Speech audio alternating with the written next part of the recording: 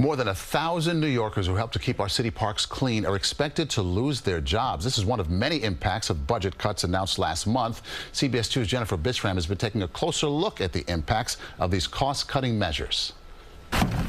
On this December day, city park workers pick up trash and leaves at Reverend T. Wendell Foster Park and Recreation Center in the Bronx.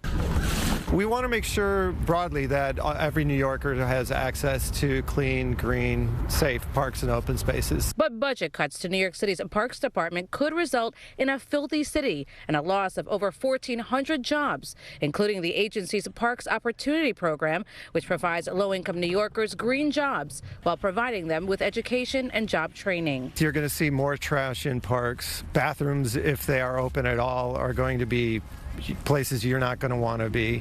We're going to see cuts that are basically larger than what we saw during COVID. CBS 2 has learned the Parks Department manages 14% of landmass in the city. That's more than 30,000 acres of land, which includes city pools, recreation centers, basketball courts, and beaches. All would be impacted. And advocates say city parks that are normally cleaned 5 times a week would go down to being cleaned only once or twice a week after the budget cuts. Councilman Shaker Krishnan chairs the city's Parks and Recreation Committee. The City Council has shown there's $1.5 billion of revenue the administration has not recognized. He says the city's tax revenue is up, and the city should do a serious audit of every agency instead of doing wasteful spending and drastic cuts that will eventually cripple New Yorkers. Because what you're doing is really pushing New Yorkers and families off of a fiscal cliff. The city's Parks Department released a statement to CBS 2 that reads in part, the city is facing an extraordinarily challenging fiscal situation,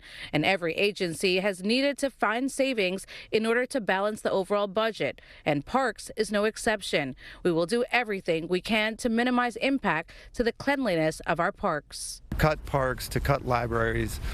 These are tiny savings for a city and really cutting New Yorkers off at the knees. The fight to keep New York City clean, green, and safe continues. In the Bronx, Jennifer Bisram, CBS 2 News. And the city's largest public union representing park and sanitation workers is suing the city over the budget cuts.